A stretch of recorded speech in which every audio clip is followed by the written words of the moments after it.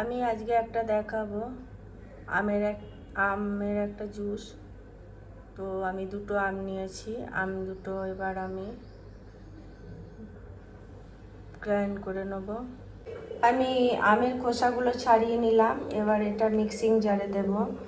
আর আমি অল্প পরিমাণ সাবুকে ভিজিয়ে রেখেছি, দুটোকে একসাথে আমি গ্রাইন্ড করে নেব।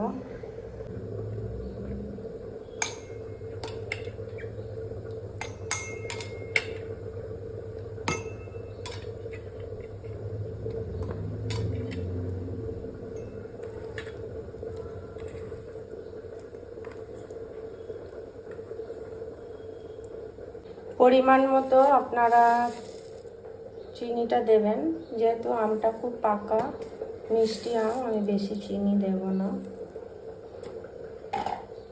এরপর এর মধ্যে আমি দুধ দিয়ে দেব।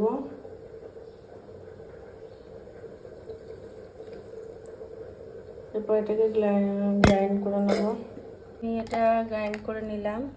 এরপর আরও কিছুটা পরিমাণ দুধের মধ্যে এটাকে আমি মিক্সড করে দেব। আমি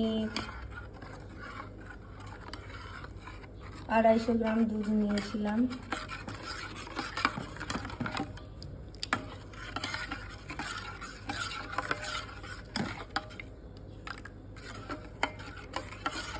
এবার এটা আমি একটু ফ্রিজে 10-15 মিনিট রেখে দেবো।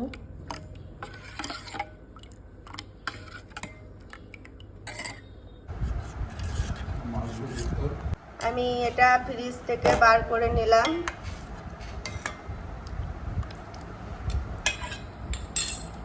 আমের জুসটা